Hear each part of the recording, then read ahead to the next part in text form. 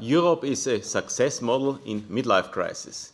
The unification of Europe, 28 members and maybe 10 more wanted to become members or closely associated, and the peace project, inclusive as a Nobel Prize, is indicating this success. And Europe was called, the European Union, an integration machine, at least for Eastern Europe. It didn't work that well for Southern Europe.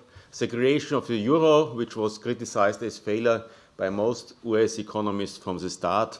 And Europe has an external surplus in its trade, so it's in that sense competitive. On the other hand, we have low dynamics. We have now not a lost decade, but a lost 8 years, and if nothing changes in the next 2 years, it will be a lost decade. The GDP or GDP per capita didn't rise. We have a youth unemployment rate of 20%, and we have still large disequilibria, about which the Greek Minister of Finance is speaking in the opposite room. National priorities and preferences still override common goals. And I think that more of the same we had in the last 7-8 years is no longer feasible. Our young people don't longer accept the model of European integration, or the European community. They look for alternatives. 2015 this year is something like a window of opportunity due to the low euro, the low oil price, and perhaps also the new Commission. But as far as austerity, maybe that's not common sense. I think public austerity is not the problem in Europe, it's overassessed, but lack of private demand is the problem. Real wages after taxes did not rise in many countries. Firms don't invest. Large firms became net creditors. Small firms are credit squeezed, just the opposite which is necessary. The income spread depresses economic growth. Wage growth below productivity, and tax increase on wages is no good concept. It will decrease further incomes and then consumption. Europe would have to foster startups, provide optimism, ease of doing business. Higher standards for sustainability would help, not lower standards, and pre- and on-the-job learning should be made more incentivized. We need better incentives for investment, specifically intangibles, not more highways, but investment in intangible, because we know that economic growth in rich countries is not dependent on material investment, but on intangibles from education, innovation. Lack of demand is the main problem. Europe is, and now it comes to the public sector, is taxing the wrong activities, and it is spending for the wrong activities. Therefore, increasing the public sector is not the solution if the public sector is grossly inefficient and is taxing the good activities and leaving out the bad activities. At the same time, using the money not for positive spillovers to the future, but for the priorities of the past. Public expenditures close to 50% is not the situation where I would say take it on, make it 55, and this government sector is used for 3 to 4 layers of government, from local to European. Europe overtaxes labor, so it would like to create employment, and private consumption, so it would like to foster effective demand. It is undertaxing speculations, emissions, alcohol use, tobacco use, and kerosene.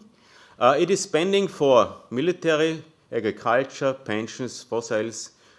I think if anybody says Europe has not enough money for investing in the future, he should look at these 4 categories and cut off 50 out of each and look what it is going on here now, that we need more for military expenditure, that maybe we would also need a more efficient military sector. The current military sector in Europe is larger than that of Russia and China combined, and is ineffective to monitor any border conflict near Europe or providing help in Ukraine. We have deficits on the other hand, research and development. We had the Lisbon strategy and then the Europe 2020 strategy to catch up with the United States in innovation, to get 3% out of it, to have national targets, nothing of it happened. we have not the best universities. We are not investing in early childhood, so others are investing less, that's true, but that's not the solution. We don't invest in migrants and in new technology in general. EU forget its own targets, Lisbon targets, Europe 2020, and energy roadmap 2050, in which I don't know if we all know it. Emissions for carbon dioxide should decrease by 80 to 90%. And if somebody tells us we are on road to this roadmap, it's ridiculous. We had no uproar as we found in this year. So in the midterm review said we are missing the main targets for 2020, for example, the research target, the poverty target, and the energy targets in some ways they were not compatible with the roadmap, and we will not miss them because we had no growth over 8 years. But if we had growth, we would miss them bluntly too. There is a lack of will to invest in the future rather than a lack of money, is my hypothesis number 3. The term structural reforms, it's okay to be in favor of structural reform, but it had been hijacked by conservative ideology. It means always lowering wages, specifically for low incomes and for the young people. It seldom or never means ignoring, reducing privileges, entry barriers, old elites, military church. If we look at structural reforms, we are demanding rightly from Greece. It is always the first line, never the second line, which Europe, IMF and so on are demanding, and then for the reaction of the new Greek government is the clear answer to the wrong priorities of structural reforms of the old system. We are allowing tax evasion for the rich. Thanks to the OECD, that's no longer so easy in the future. We allow profit shifting to offshore, thanks again for OECD. We are overregulating in details and ignoring principles. For example, that we should not subsidize fossil energies. Subsidies for fossil energies are probably larger in Europe than subsidies for renewables.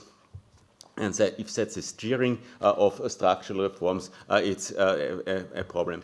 Europe has to develop a high road strategy, is my hypothesis. That means going for productivity, innovation, quality, new products, not for low wages, not for low wages for the young people. Low wages and low standards are easily met by the competitors which want to catch up and which enter the market. We can only respond to the new editors to globalization by a high wage strategy. Therefore, a bravo with a proviso for the new Strategic Investment Fund of the European Commission. It intends to direct cheap money into new investment, provided that's my proviso that the funds will not be used for yesterday's project. If you look at the list which has been submitted up to now, it was a list of those projects which were rejected in the last period, because the highways were too close to each other, because the airports were too close to each other, and so on. And let us speak also, mention nuclear plants and coals, which are tried to be funded by this new investment fund. The task of this fund is to shift investment into intangibles. And in general, for projects with a long-run growth effect, where economic theory is saying this is promoting economic growth, and that's intangible investment, and we have a short-run demand effect. And if you compare intangibles with tangibles, the tangibles have a less employment effect and has less effect on long-run growth, and the intangibles, on the one hand, because they are more labor-intensive, has a stronger short-run employment effect and a stronger long-run growth effect if you look in economic theory.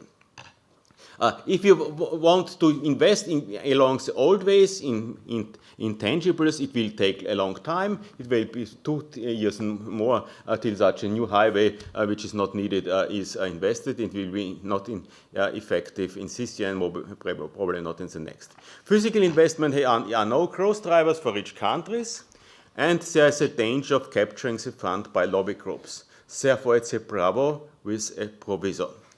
And it needs a complement, as I call it a bottom-up complement, a silver bullet strategy.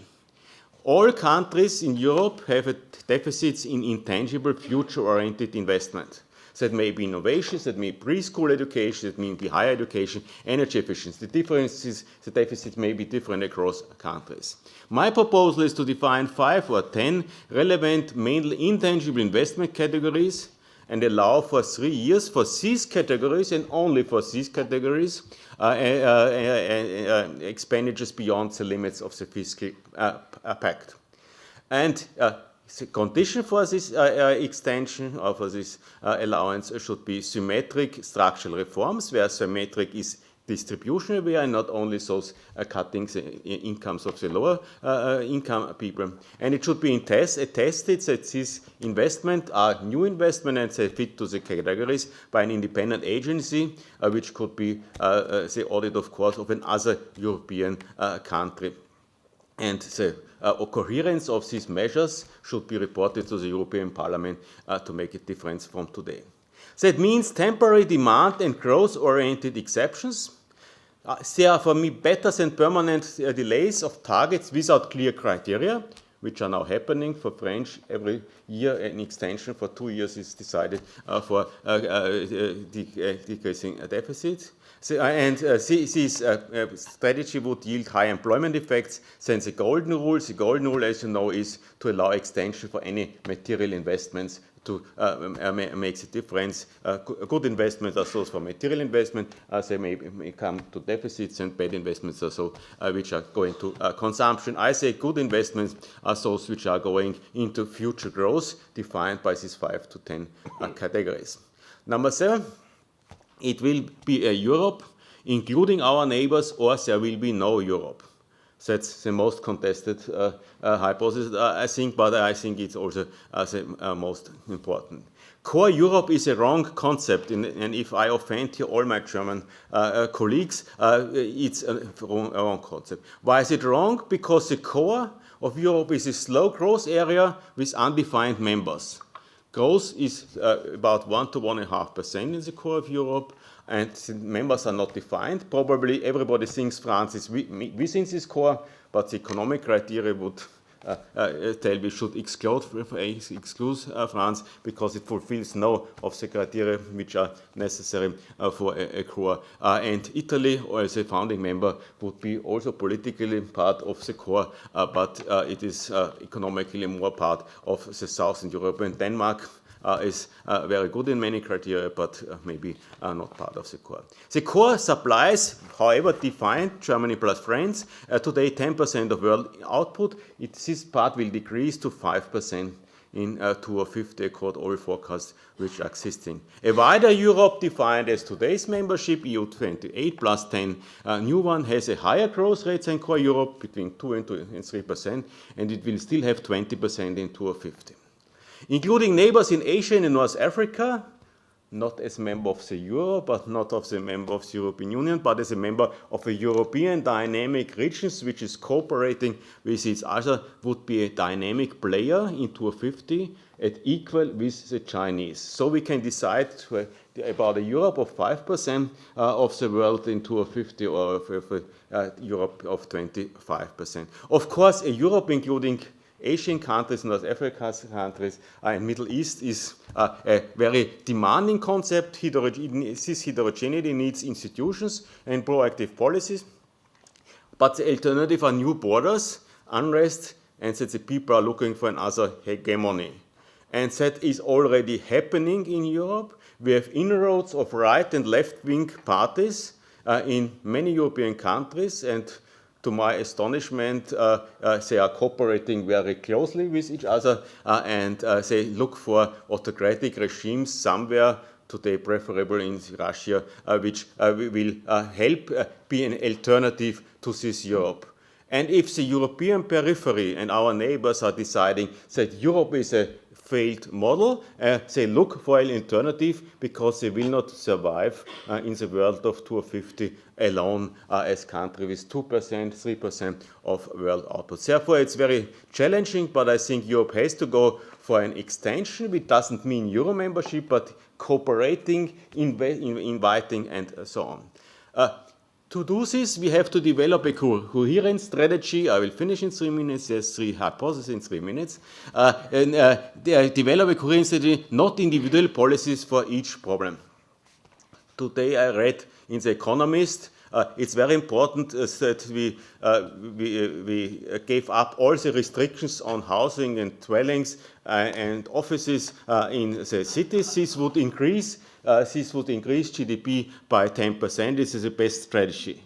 Yes, it's an individual strategy. If you want just to have higher buildings and cheaper buildings, it's a good strategy. But if you combine it with an ecological or sustainability strategy, it's all wrong to do it. Therefore, we need probably more, better, cuter regulations, smart cities, and we know that all the population growth in the future will be in megacities. We know how important it is to design megacities, not only along that the dwellings are cheap, but that the dwellings are fulfilling the long-run equilibrium.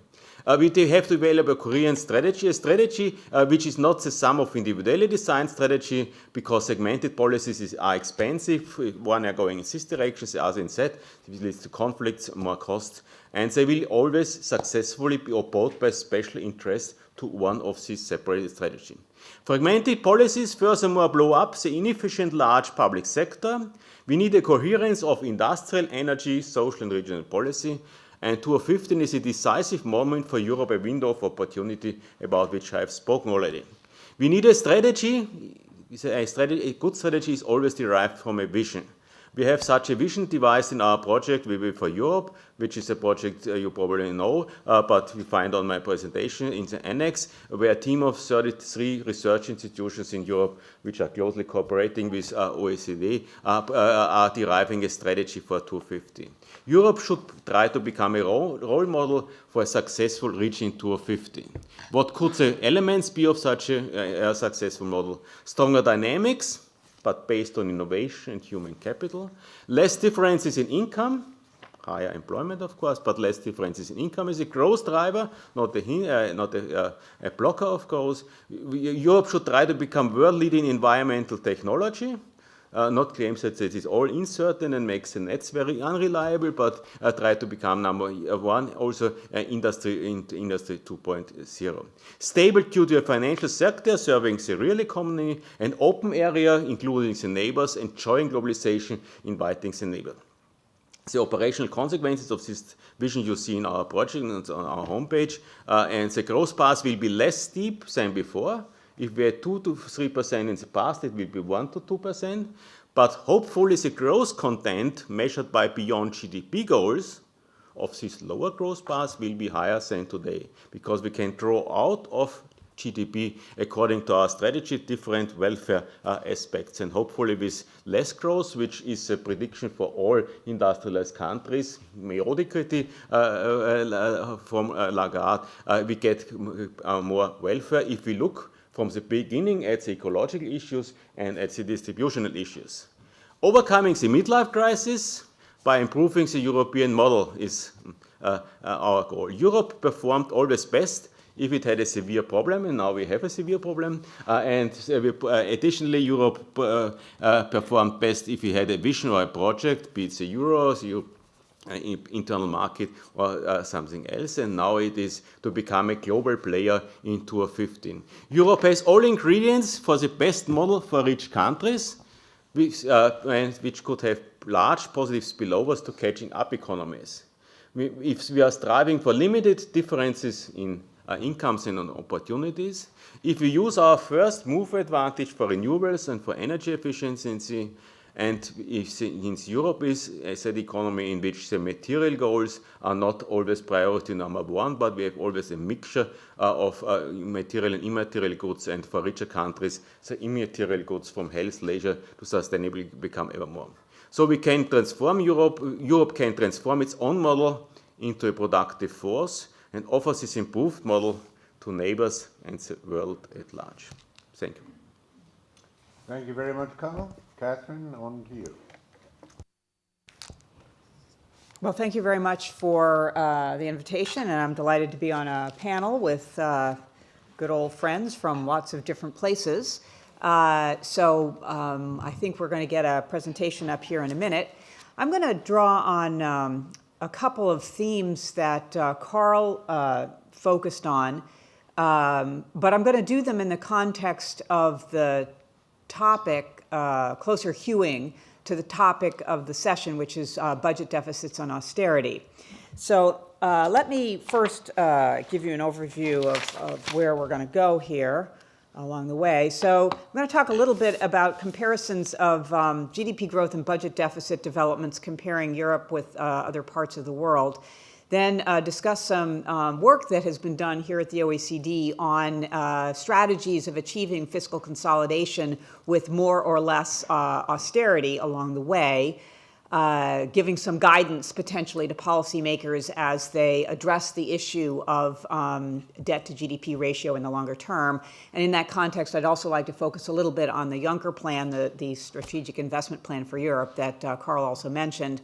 I want to finish with talking about, again, some additional work done by other members of the staff here, economic staff, to address medium-term frameworks for countries to achieve long-term sustainability in their fiscal accounts, because there are different strategies for different countries, and I think it's important to kind of keep that in mind. So here is the basic background comparing GDP growth and the two different measures of the public deficit for Europe, which is in the euro area, which is in the blue, and then the rest of the OECD, which is in the red. So on the left-hand side, you've got two panels that show you GDP before the crisis and after the crisis, the amount of growth, real GDP growth in percentage terms. And as you can see, for the euro area, there's been, relatively good growth, 2.25% before the crisis, and then basically zero after the crisis. Whereas for the non-euro area OECD, although growth has come down substantially, it's only 1%, a little bit over 1%. It still is, dramatically better than what we see for in Europe. Now, how is that related to some indicators of public budget status, and the two sets of panels in the middle and the right give you an idea of, kind of how much stimulus there was by two different measures, general government balance in the middle panel, and then the general government underlying primary balance in the far right panel. And as you can see in both of those areas, the rest of the OECD has pursued a much more expansionary budget stance, and in particular has viewed a much more expansionary general government underlying primary balance. So, based on correlations alone, we don't have to say anything about causality, but based on correlations alone, the less stimulus and indeed contractionary position of the euro area is correlated with the sluggish, unsatisfactory performance in the post-crisis period. So we want to think about how we can go forward and change what this picture says as we move over the next medium-term framework. So we do have some constraints on what kind of how much we can do on the fiscal side of things. Going forward, there are a lot of constraints on what can be done with the expenditure side in particular of the fiscal accounts. In many countries, discretionary spending, this is particularly true of the United States, but it is true in other countries as well, that what is classified as discretionary spending as opposed to what is considered to be entitlements or contingent liabilities, the discretionary side of things has been squeezed substantially. Now, Carl outlined a number of areas where things he would view, maybe the government or political economy views as entitlements or requirements or contingent that ought to be flipped over into the discretionary component. I'm not going to disagree with that. But there are some areas that, for example, the investment component and some education components and innovation components that have been squeezed rather dramatically, and the notion that they can be continued to be squeezed in an effort to achieve fiscal consolidation, even in the medium term, undermines the capacity of economies to grow. And so I agree with you entirely on that. Austerity is not to be done in that dimension. On entitlements and contingent liabilities, for example, health and pensions in particular, these are very hard to adjust. They are not fully accounted for in fiscal budgets, either in the near or the medium term. And a lot of them are considered to be off balance sheet or are off the balance sheet and non-transparent, but nevertheless, they do represent responsibilities of the fiscal actor, and they have to be considered in terms of a longer term fiscal stability. So we've done a lot of research here on what I'm going to term consolidation design. Thinking about the best way in which to pursue fiscal consolidation, where best is defined in a number of different ways. Best is defined as least damaging to GDP growth. Best can be defined as least damaging to GDP growth and least damaging to equity and least damaging to external exposure. So there are lots of different ways in which we can define best, and you'll see in a minute that, in fact, even if we take the broader measure of these, we don't end up with a different hierarchy of instruments. In any case, we also want to consider the magnitude of multipliers. In other words, if you choose certain kinds of instruments versus another kind of instruments to achieve a fiscal consolidation in the medium term, kind of which ones are the ones that give you the biggest improvement in the fiscal balance sheet with least damage to these factors that you view as important: growth, equity, and external exposure. What do we know about the timing and the sequencing? Also, we want to talk about fiscal policy, not just in the context of a loan, but in the context of a package of policies where we include monetary policy and also structural policies. So here is what this hierarchy of consolidation instruments based on the research looks like.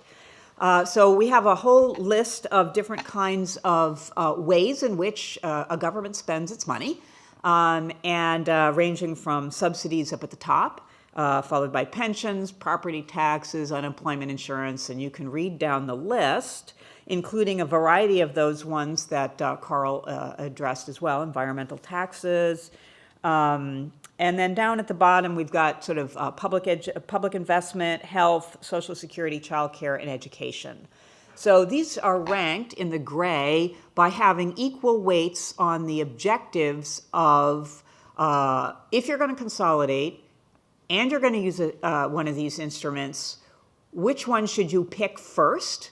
Because it is least damaging to growth, least damaging to equity, and least damaging to external exposures. And if you weight those three equally, you find that the best policy to pick is to cut subsidies, and then to extend pension life, and then to focus on property taxes. These are the ones where you get the biggest improvement in fiscal accounts for the least damage to your preferences when equally weighted across those three objectives. Now, the candlestick bars there in the red show you, depending on how you weight things, all on growth or all on equity, how do your rankings change?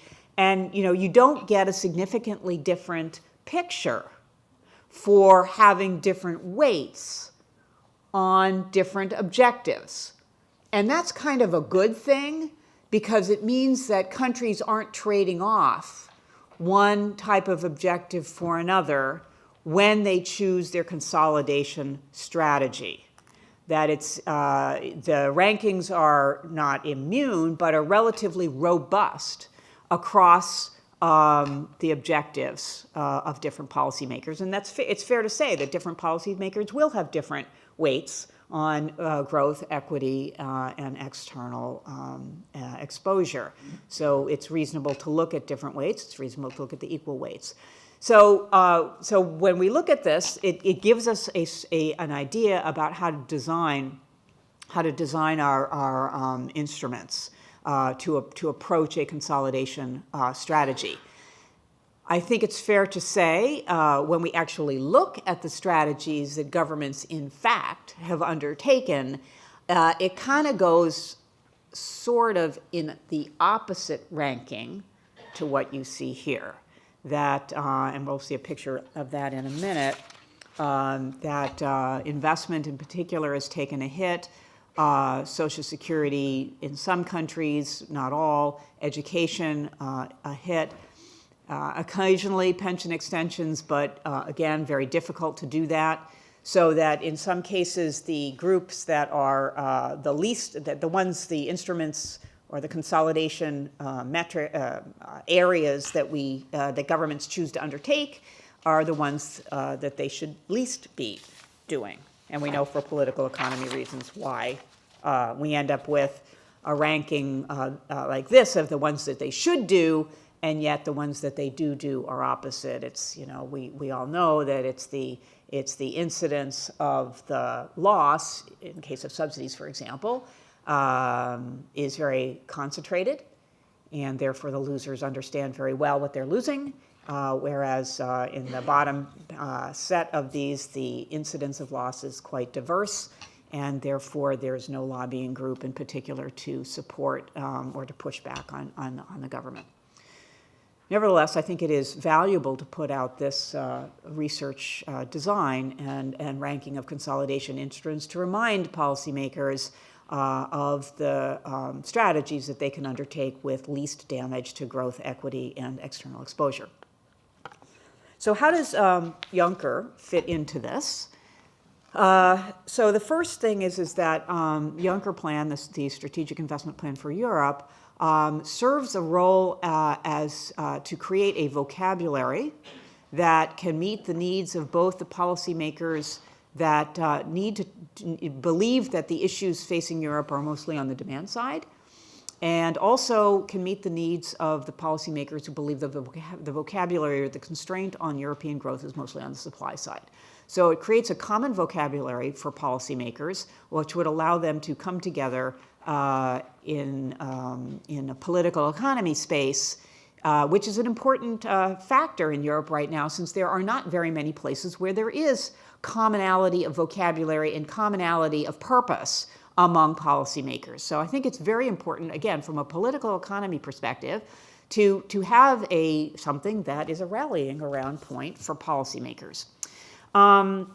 The other factors that I think are important to address in the context of Yunker is that a key component of it, and it was a little bit of a discussion already, but I want to put it back on the table, is that the focus of the investments that are being considered under Yunker are ones that are designed to complete the single market. They are focused on the network industries. We're focusing on transport, telecom, energy markets. These are markets where the regulatory divergence within European countries is quite large.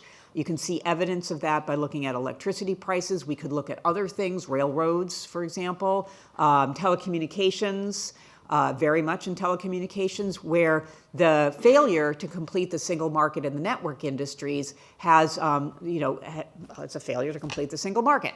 So part of what Yunker is designed to do is to address the regulatory divergence as a key element of the Yunker Plan. It's not just about money, and in fact, money alone will not really do much for Europe. It's because I agree 100% with what, a lot of investment goes in the wrong places.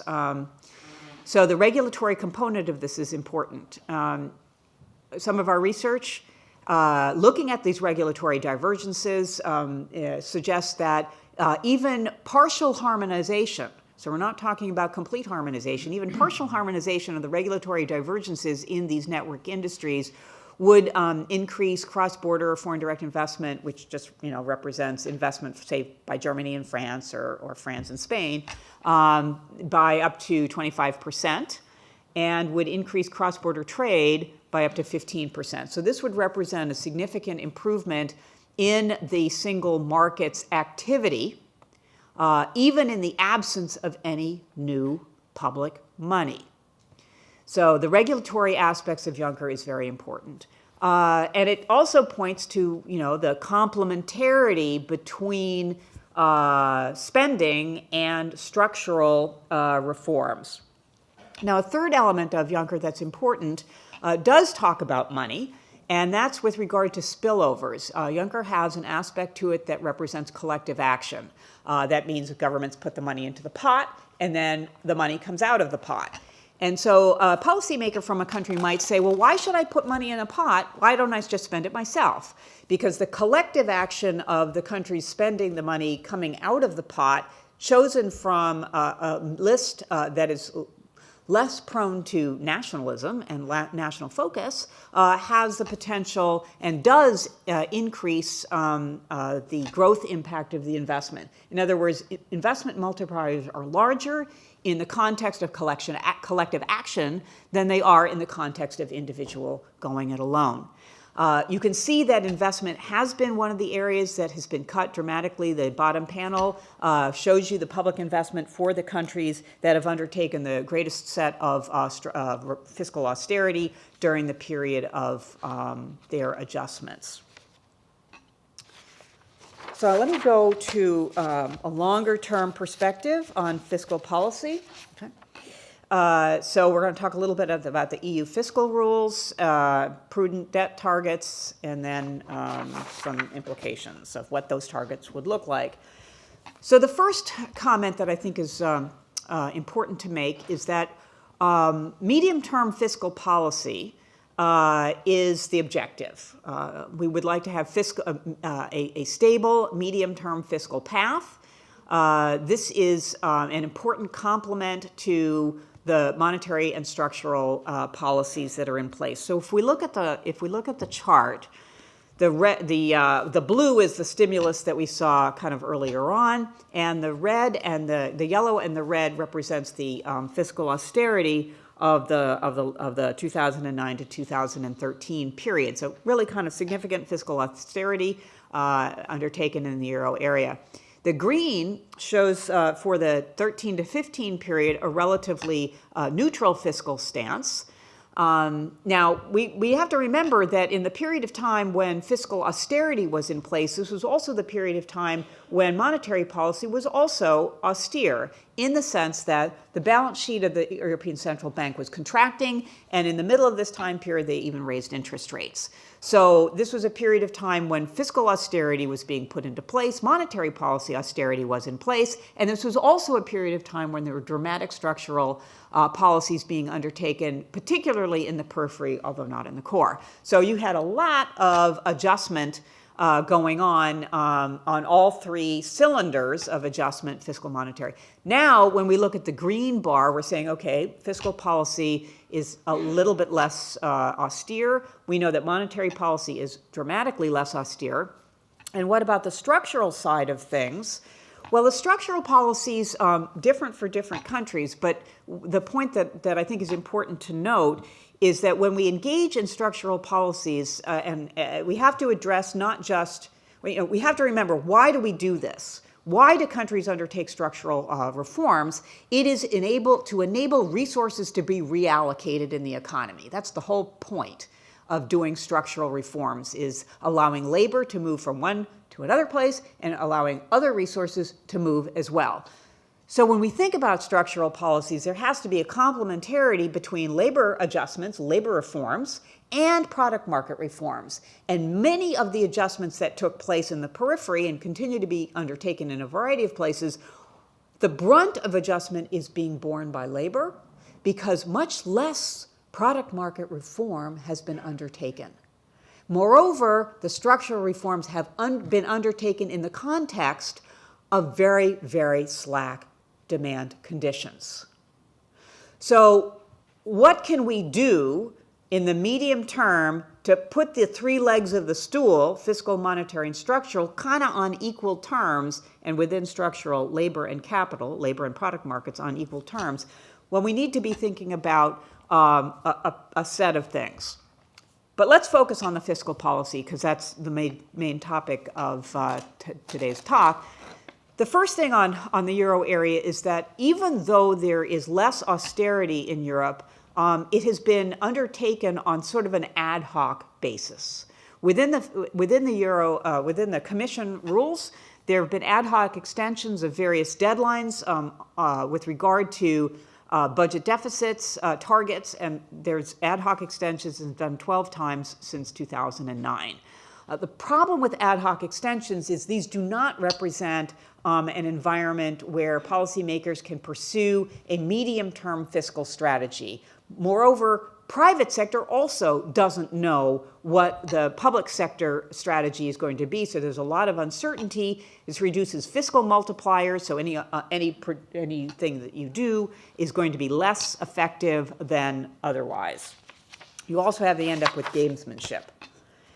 So let's talk about medium-term fiscal paths. So we're going to talk about designing a prudent debt target. There's a variety of evidence on what those debt thresholds might look like. They're different for different types of countries. And so rather than talk about that, let's go directly to what some of the research shows of the type of structure, the type of effective fiscal rule do we want to undertake. We want to have a prudent debt target. Debt to GDP ratio in the medium term. How do we get there? We get there by looking at a medium-term deficit to GDP rule. So the debt to GDP target anchors our expectations about what our pathway to get there is going to be. That's our deficit to GDP. So that's why we want to have the target.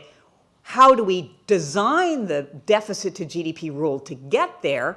Well, there are a couple of different things we can do. We have to link this short-term stabilization to the long-term target. We can do it with a budget balance rule. Down below, you can sort of look at the three different objectives: stabilizing the fiscal situation, being disciplined, and try to minimize side effects. And you can see that having a structural balance, which is the middle column there, is the one that's okay for stabilization and discipline, but is particularly bad when it comes to side effects and risks. So as it turns out, a budget balance rule with an expenditure rule is the one that achieves the best outcome. Now, in my -2 minutes, -1 minute, I just want to, because I want to put this up here so that we can talk about it in the end. We can take a long set of countries, they're grouped into different categories here, and we can say, what do different rules, whether it could be a constant primary balance, which is a spending rule, automatic stabilizers, including interest payments, adding more stimulus, or having a debt rule. These are all different kinds of rules represented in each bar. In the top panel, it says, if you undertake certain kinds of rules, what happens to the likelihood that you're going to have in a recession? A taller bar means you're more likely to have a recession. So a constant primary balance rule is going to have a highest recession risk for all of the countries. On the other hand, it's the least likely, it's the one that's going to give you the least debt uncertainty for your prudent debt target. So that one we know. But if you look across each one of these categories, you can see there are different trade-offs for these different groups of countries, whereby they might be willing to take a slightly lower risk of having a recession today, but a slightly higher potential to have an uncertainty around their prudent debt target in the future. And choosing those instruments that we talked about at the beginning affects these trade-offs between recession risks today and potentially running into problems with your debt level uncertainty in the future. So I'm done. Thank you. Catherine, I rather wish we'd had a whole hour to listen to you, because you had lots of very good and useful material, but we don't. Yeah. So it's on to Richard. Richard Porteous. See whether we get the projector up, the slides up. Well, we have a good-sized audience after all, but I asked myself, why no buzz? You know, when I was in that room briefly where Mr. Varoufakis was, there was clearly a buzz. And, you know, I don't wear a tie either. I mean, I've never worn a tie for the past 10, 15 years. I don't understand this.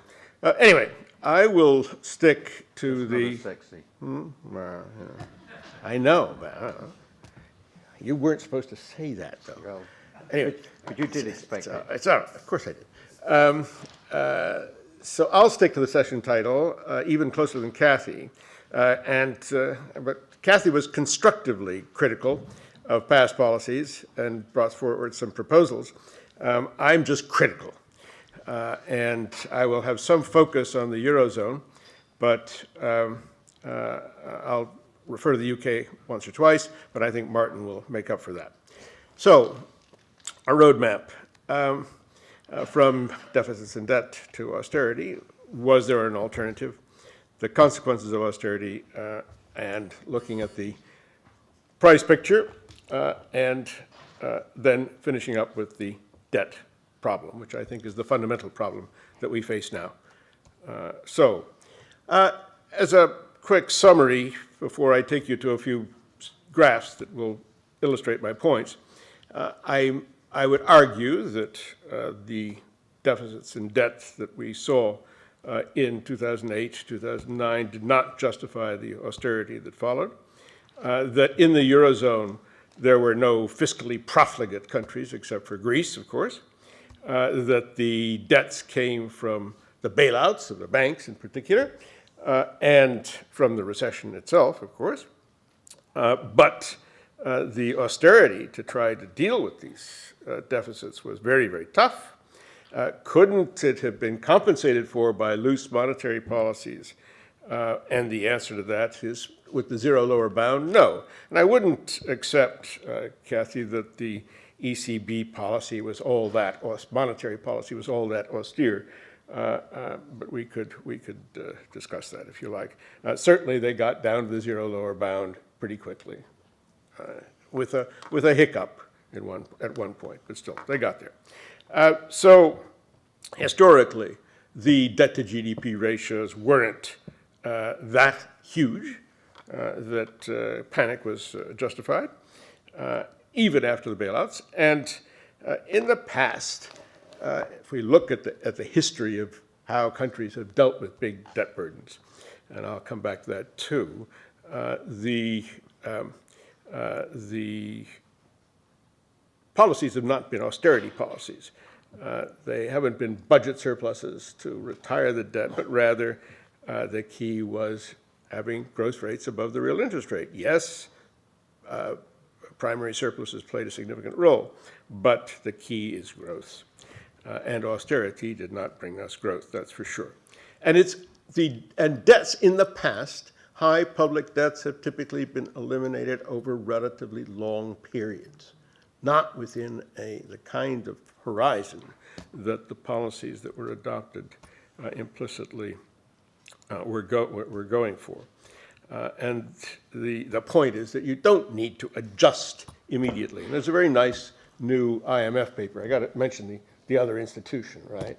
There's a nice new IMF paper by Jonathan Austerity and colleagues making exactly this point, that an optimal strategy is to spread out the rate of consolidation, if you like, the rate of debt reduction. But the response to this is, what about the markets? Well, I'll have a word to say about that.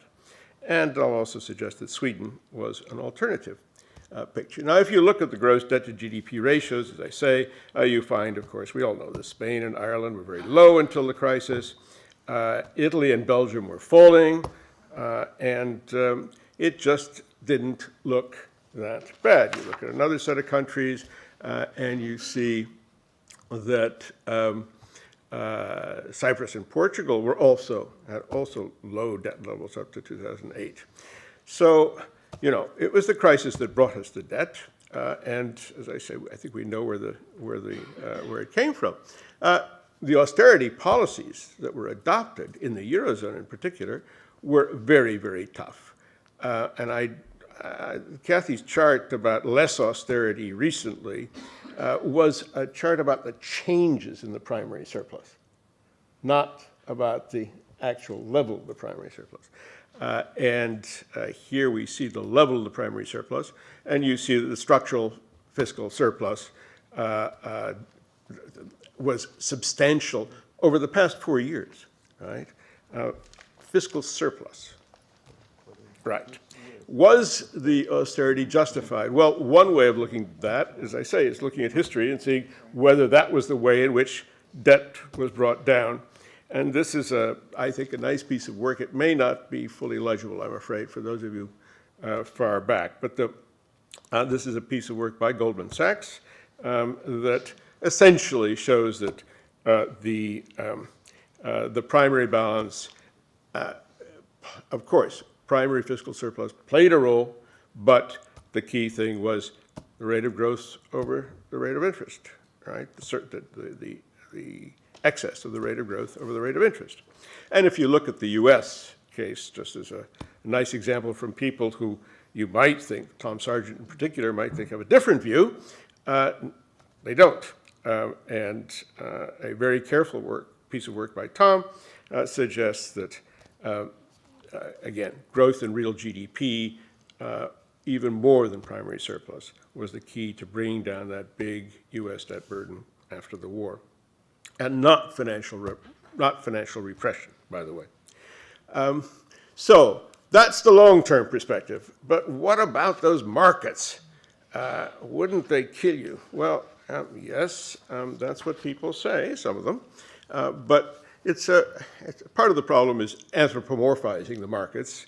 And this is something I've been upset about for a long time, that people seem to think that somehow Mr. Market is out there.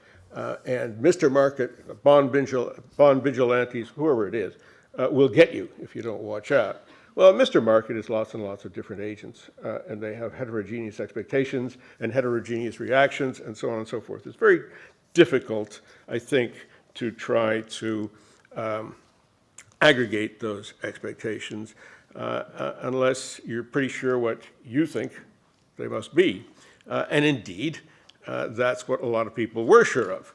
And very recently, I heard a City of London person, quite well known, say about justifying the policy in the UK from 2010 onwards, saying that, markets are very fragile. Anything could have happened. Well, yeah, I suppose that's right. But, we have to go on a balance of probabilities, yes? And in fact, when we saw downgrades, absolutely nothing happened, did it? And that suggests that the markets may, at least many agents in the markets, may perceive things rather differently from those who thought that the markets were going to make the UK into Greece unless we did something. It is true that there were crises of market confidence for the Eurozone, and those were met by the ECB finally standing up and acting, saying we're going to act effectively as lender of last resort. And that is what alleviated those crisis episodes.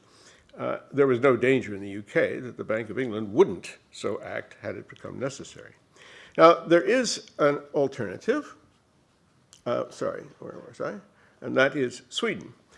There was an alternative policy. We had an example in front of us of a country that got out of a very nasty banking crisis with expensive macroeconomic policies, fiscal expansion in particular, combined with lots of other things, of course, and in particular dealing properly with the banks.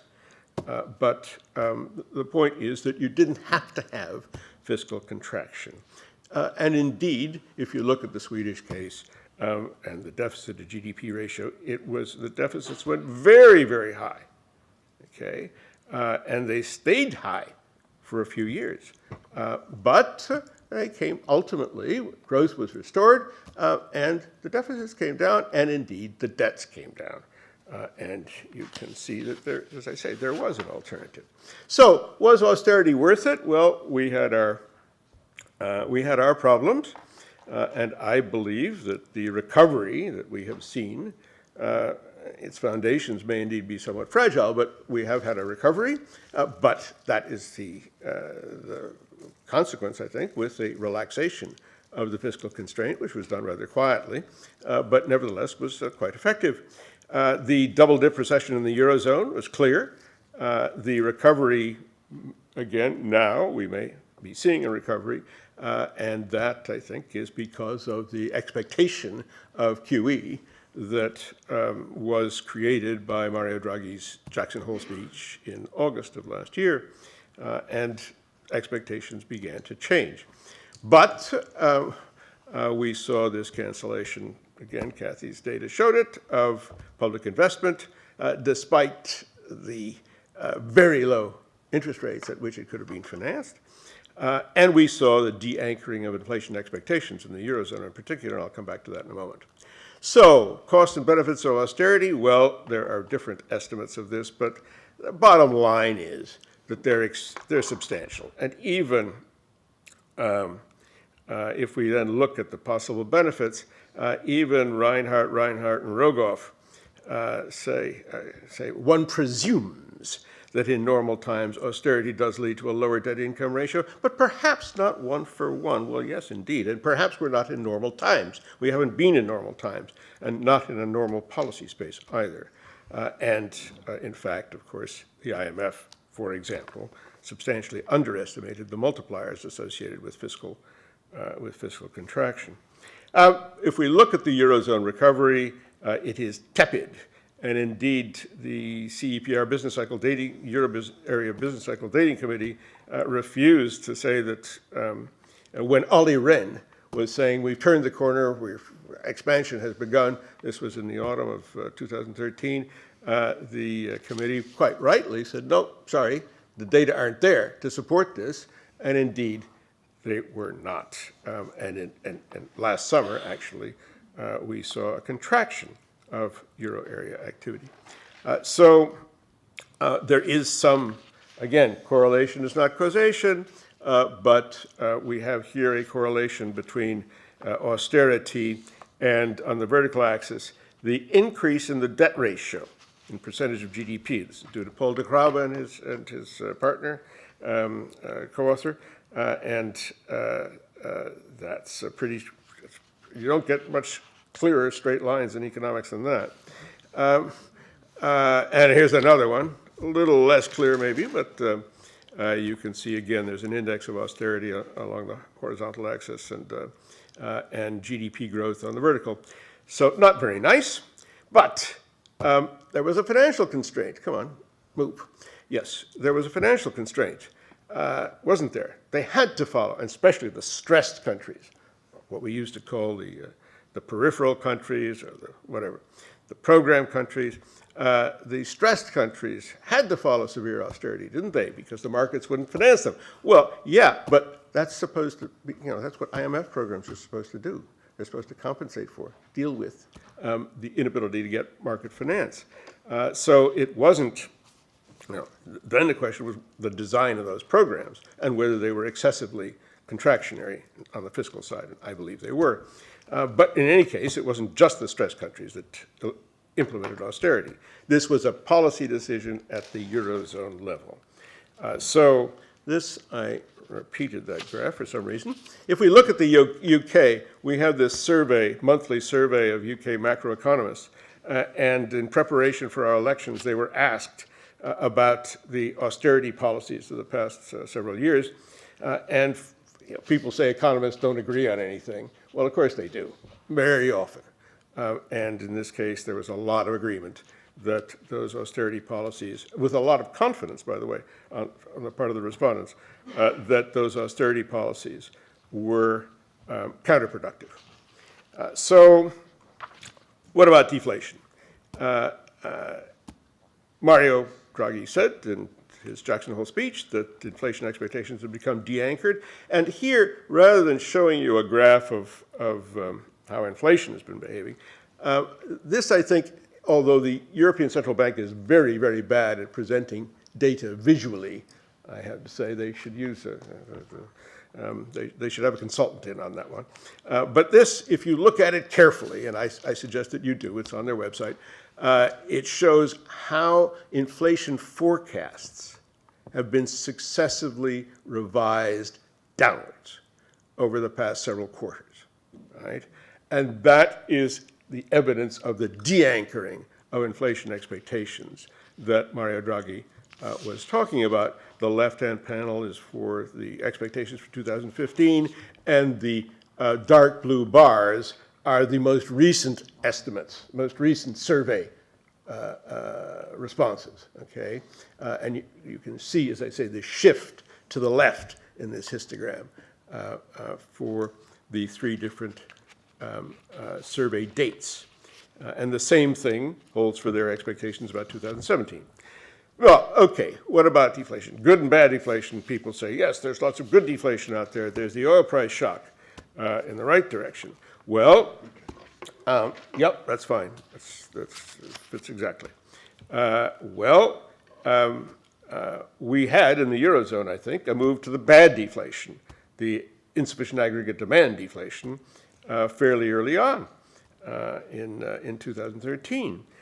And that has been accelerated by the supply shock, for sure, the oil price shock. But these distinctions which people use in the press in particular to characterize deflation, saying, well, you know, there is good deflation after all. Yeah, yes. But that's about the sources of deflationary pressures. What about the effects? Well, some people say, oh, it's really very good for you because, good for the economy because it increases purchasing power. Yeah, it's maybe, but we know that it's very harmful in highly indebted economies. And that is the bottom line, in a sense. We are in an era of extremely high debt, both public and private. And that, I submit to you, is the biggest danger, the biggest problem facing us. We have seen very little deleveraging since the crisis. The left-hand panel here is private debt, excluding the financial sector, to GDP, and the right-hand side is government debt, excluding the financial, government debt to GDP, sorry. As you can see, not much progress there, huh? So I think there's a big danger ahead. If not necessarily Fisherian debt deflation in its most awful form, but rather we do have this big debt overhang. It acts as a tax, and there's a lot of good economics literature on this, to which I myself contributed a long time ago when first starting to work on sovereign debt, about debt overhangs. It's not good, huh? And deflation makes it worse. And low inflation doesn't help much either. So the task ahead, I think, for policy, is dealing with those debt stocks and not just for Greece. Not at all. Okay, I'll stop there. Thank you very much, Richard. And now we come on to Martin. Last but not least.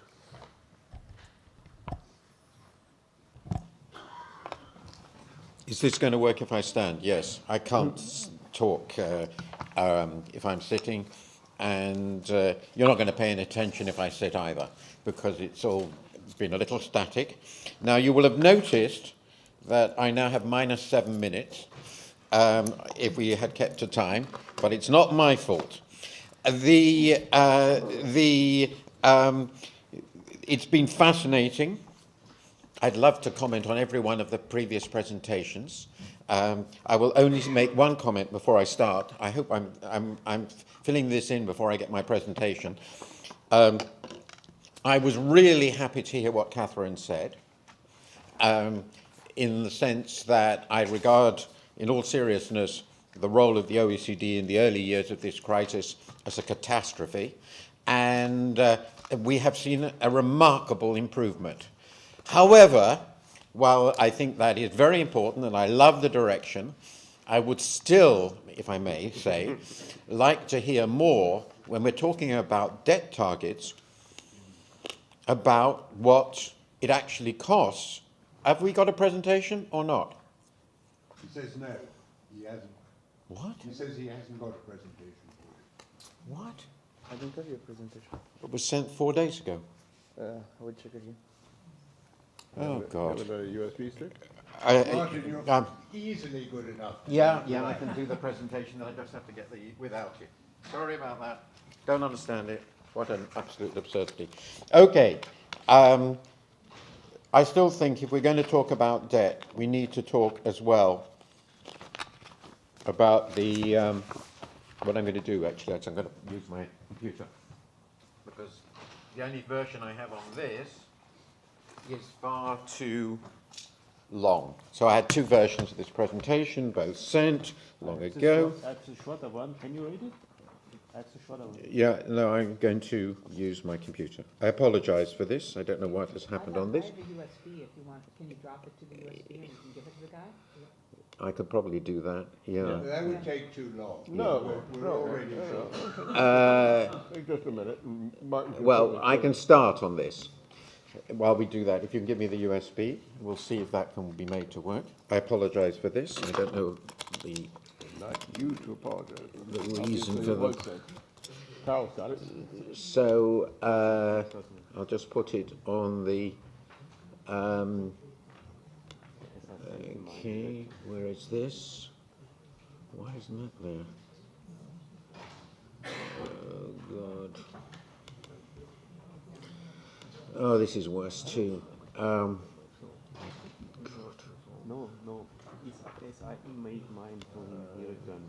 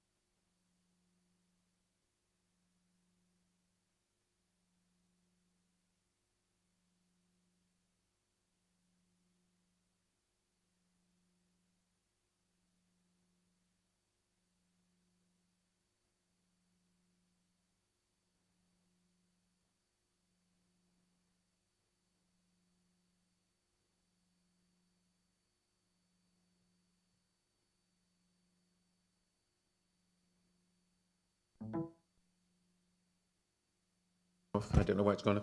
I would focus on one story, and the story is that of my own country, the UK, which has been a very interesting experiment in austerity. Nobody denies that it was essentially unforced. There was no crisis situation as far as the markets were concerned. We've made some progress. Good. So I'm going to talk about the coalition government, what it has done, and what we can learn from it. And I think there are some things in which, as you'd expect, you know probably what I think about it, but there are some really quite interesting questions that arise out of it. I'm going to focus on the following questions. What were their objectives? Did the government achieve their objectives in fiscal terms? Did the markets punish the governments because they didn't? You can see the answers to these questions. Has the economy enjoyed a strong recovery? The government is, particularly the Conservatives, are currently standing for a general election on the assumption that it's been a tremendous success, so we're going to talk about that. Did austerity have a negative impact on the economy? How big was it? Was monetary policy an adequate offset for fiscal policy? It's a very important issue. And what sort of shape has the economy left? I.e., and I think it directly plugs into what Dr. Eginger was talking about, do we look as though we're a country with a reasonable growth strategy? And the answer to that is no. So that's what I want to start off.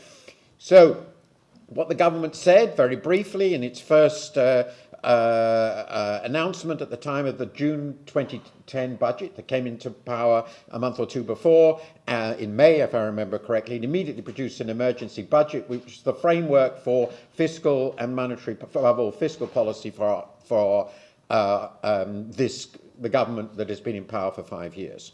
And they said that the formal mandate we said is that the structural current deficit should be in balance in the final year of the 5-year forecast period, which is 2015-16 in this budget. The current budget deficit obviously excludes capital spending. And it goes on to say in that some have suggested, this is George Osborne, that there is a choice between dealing with our debts and going for growth. This is a false choice. The crisis in the Eurozone shows that unless we deal with our debts in precisely the way he's just outlined to eliminate the structural current deficit, there will be no growth at all. So this is the what they promised in June 2010. There are some differences between these figures simply because our national accounts have been changed. I can't go into all that. So you will see a small discrepancy in the starting period, and that's basically because, it's not insignificant, because of the change of the national account definitions. And also some backcasting on fiscal. That doesn't really matter. So essentially what the government promised to do in June 2010 is the red line. And essentially we had a structural current budget deficit, as estimated. All these figures come from the Office for Budget Responsibility, of 5% of GDP in 2010-11, which was expected to turn into a surplus of 1%. That is a massive fiscal adjustment, 6% of GDP, over the period of the Parliament in structural terms, and the blue line shows what actually happened. So you can say pretty clearly they did not carry out their strategic objectives, and they were much more flexible in practice. So I was criticising them for their unwillingness to abandon Plan A when in fact they already had done so, and that was my fault.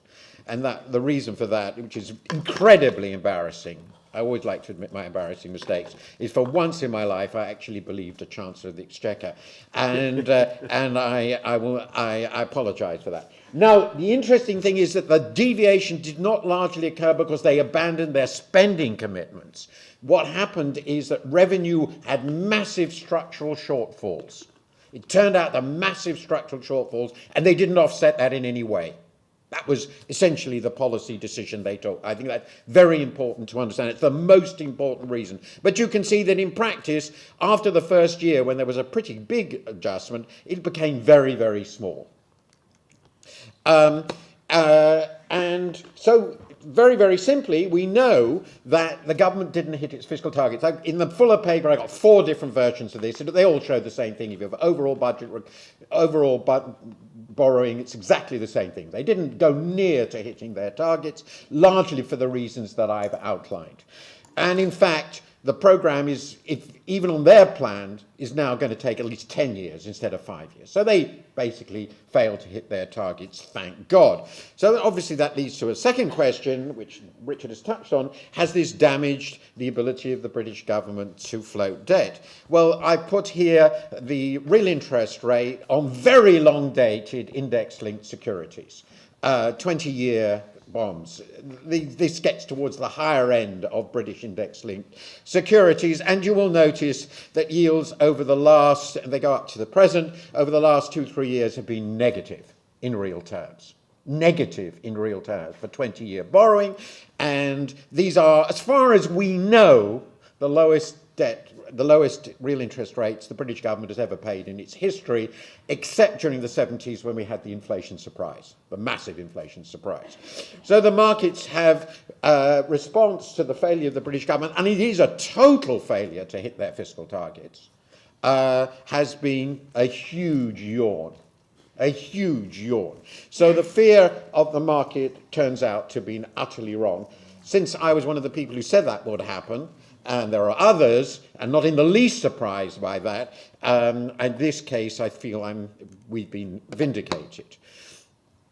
It is also not the case that we've had a particularly good recovery.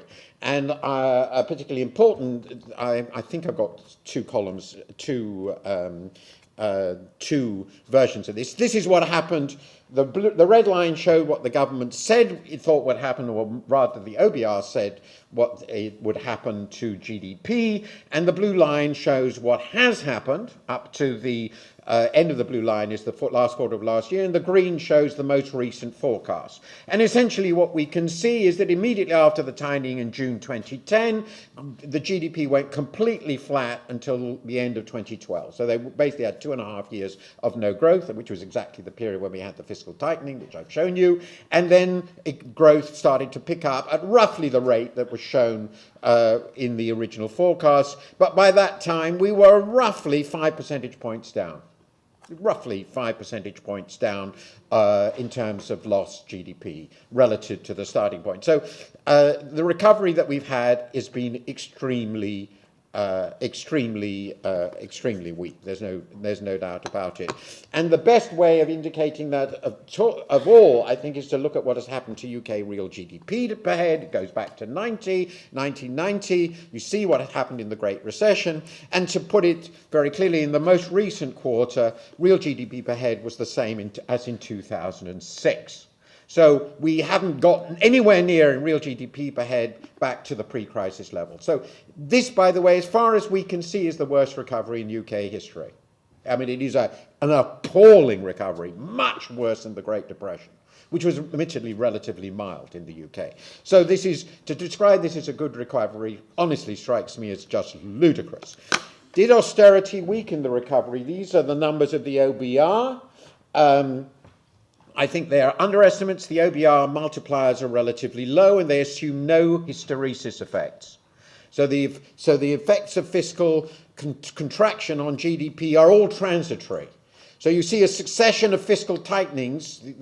You see the impact of the budgets in the top. Each budget has an impact. The impact on the GDP in a particular year, you see it maximizes in 2011-12 and 2012-13, which is roughly what we would expect. It then attenuates, so they think that growth picks up after that because they assume there's no lagged effect. Sooner or later, it all disappears. So actually, GDP growth is a bit faster now than it would have been without the fiscal tightening, but GDP levels are very significantly below, and the cumulative losses of GDP are in the range that Richard has already said, and I think they're almost certainly underestimates. Remember how appalling the recovery has been.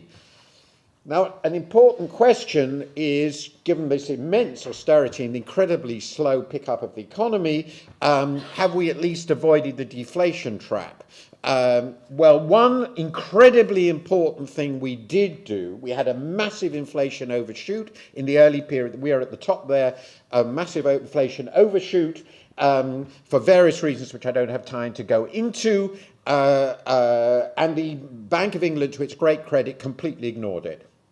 Unlike the ECB on a similar situation, it completely ignored it. I massively supported the bank's decision to do so. There was real debate in the Bank of England about this. There were some idiots who said we should raise rates in the middle of this huge recession because inflation was temporarily over peaking. I said that it would pass out. It has collapsed. This is core, excludes oil and food and all the rest of it.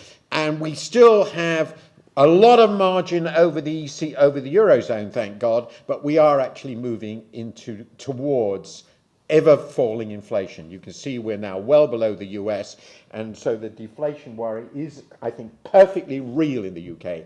Monetary policy has been sensible, it's been massively expansionary, as it should have been. They've ignored the inflation overshoot, but it hasn't been really enough to offset the impact of the fiscal policy in the very weak economy.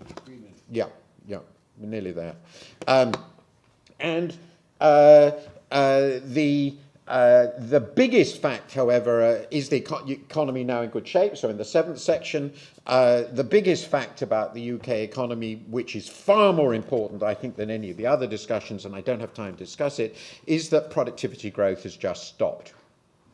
And this is what has happened to output per hour in the UK whole economy. I would argue that one of the important reasons for that was the austerity itself. It's not the only reason, because it collapsed private investment in a very big way, and it had, I'm almost sure, significant hysteresis effects. But we can't prove this at the moment, and the debate about why this has happened is very, very contentious and fraught in the UK. But obviously, this chart is the single most important chart about the future of the UK. We've never had a period like this, as far as we can see, so many years in which output per hour in the whole economy has been stagnant.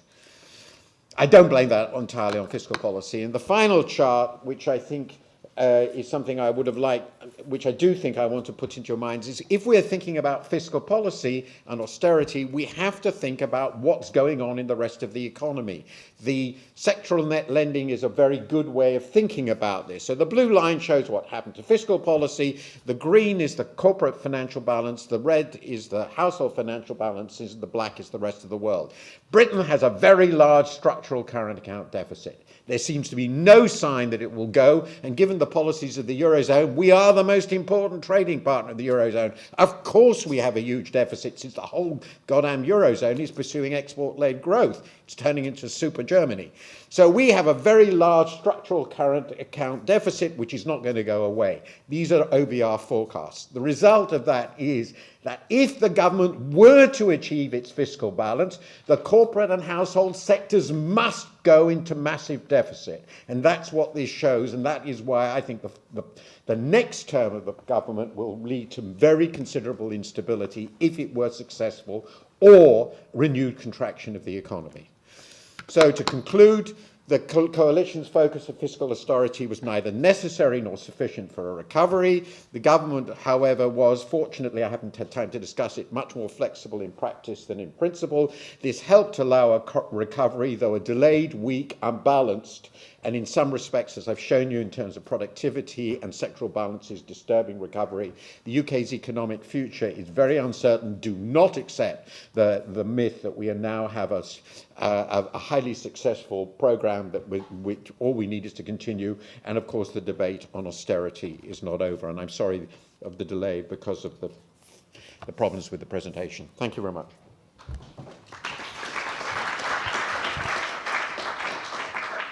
Well, thanks to all our most excellent speakers. We've only got 5 minutes before our shortened lunch, so I think that I will pass as a discussion and open it to the floor. I know Bob Skidelsky wants to start off. Yeah, well, thank you. Do I need a mic? You press the button. The red button. I'm pressing.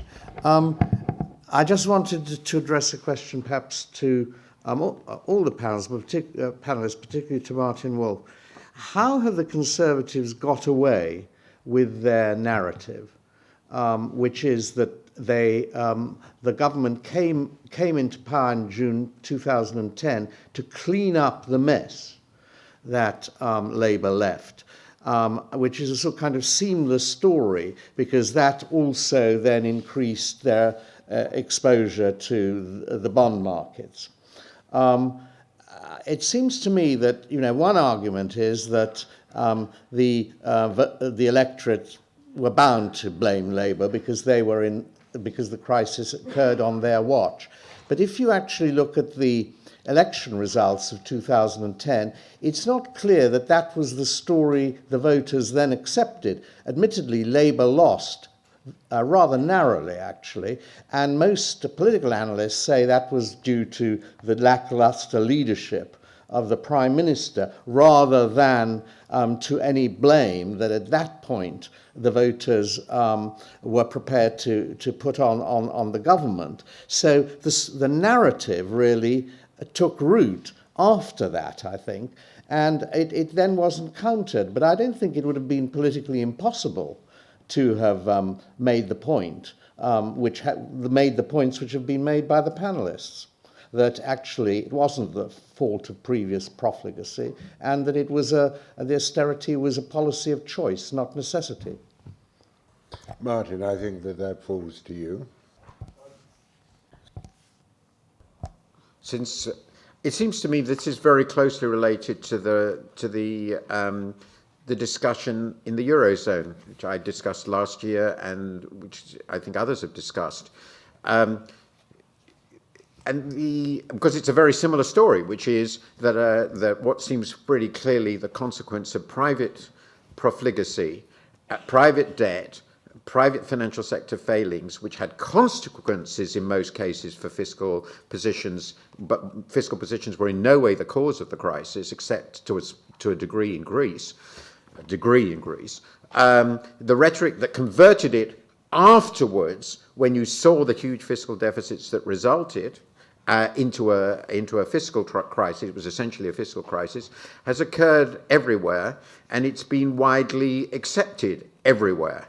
It's exactly the same thing happened in the US. So it's not unique in any way to the UK. I think there are two reasons for this.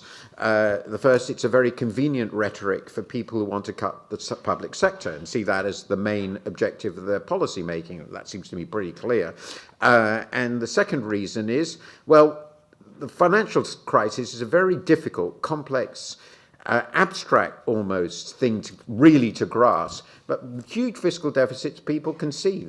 They're pointing to them. They can talk about how much they're borrowing, and then they can say, well, if you were as a household were to borrow like that, you'd be bust, wouldn't you? So the government is bust, isn't it? So we must slash it. And that seems to me the sort of political rhetoric that has been at work. And that is, yes, I agree with that second point, but it's not easy to explain why it's so hard to make the point that the financial sector was at fault and got bailed out, and that's the cause of our problems. And the opprobrium should fall on those who caused the mess, not on the fiscal policy. There's time for one last question. I can't. Okay, here we are. Zimmermann, Deutsche Welle. Any of the panelists would like to answer the following. I gather that a big problem that the world is struggling with is a debt overhang, not just a sovereign debt overhang, but a private debt overhang. In light of that, what are the possible solutions to that? Because as far as I understand it, if debt is repaid, particularly bank debt is repaid, that shrinks the money supply and it also reduces aggregate demand. So how are we going to get out of a debt overhang? How are we going to deleverage without shrinking aggregate demand? I think Martin Wolf and Derek Turner and a few others have been saying what we need to do is use the balance sheet of the central bank in order to do that by flushing some non-debt money into the system, perhaps through infrastructure spending, in order to maintain aggregate demand and provide a source of non-debt money with which to start to clear some of the previously accrued debt out of the system. Is that the only way to go? Is it a realistic way to go? And what other options might there be for deleveraging that don't involve a massive crash?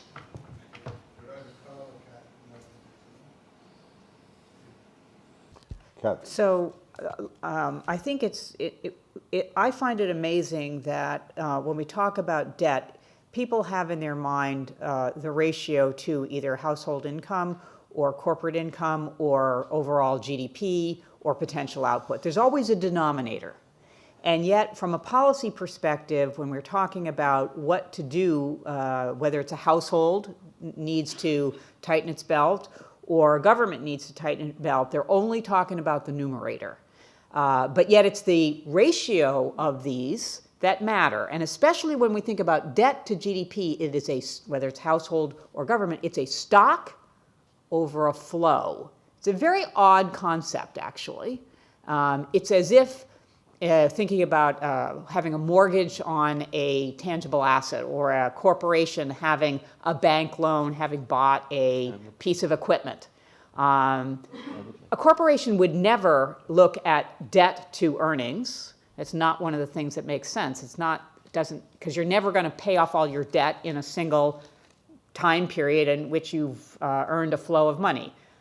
Individual doesn't pay off a mortgage all at once. So it's a very odd concept, and yet it has a tremendous power in the financial market metrics and in the public debate, policymaker debate. So I think what really ought to be thinking about is we have to focus on the denominator and the means by which we increase the pace of earnings, whether it be household earnings, and then we're going to go to wages and we're going to go to jobs, or we're talking about the overall economy when we have to talk about private investment and productivity. So I think the discussion really has to focus on the denominator, not the numerator. Right, Carl has the last word. I see in principle three ways to come up with the debt problem. One is economic growth. That was the way which was used in the past. It needs a long time. It's not easy to sell this if you are not you never had been able to have growth without emission growth.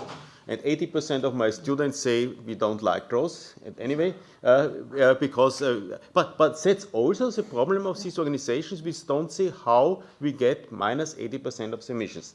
And that's one, if you had three policies for 3 legs of your stools. This was fiscal policy, monetary policy, and structural policy.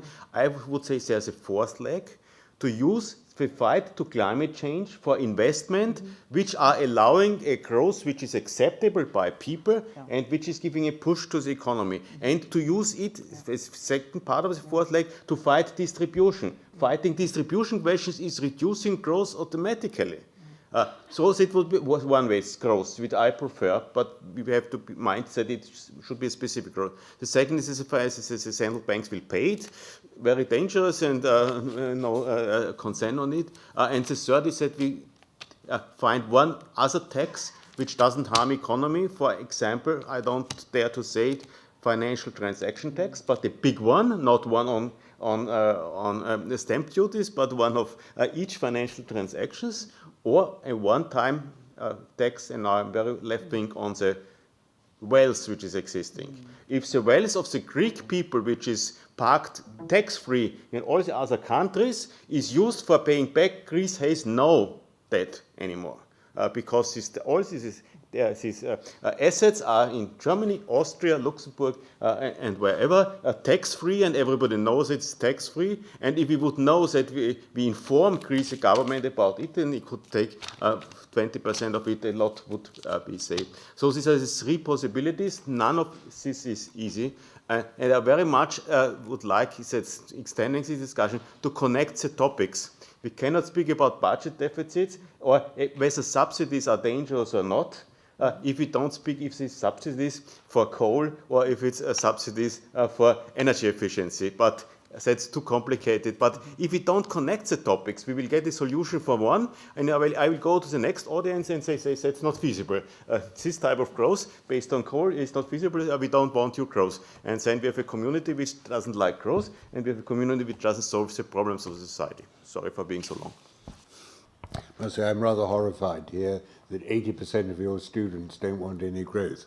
Yeah. I hope you have an asymmetric, unbalanced group of students. Ask your students, and you make a monthly survey. Ask your young economists below 25. But anyhow, I'm afraid once again we've slightly overshot, and it's time for a belated lunch. But before we go, thank you all to these speakers who I thought were excellent, and so I allowed them each to overshoot by a bit. Thank you.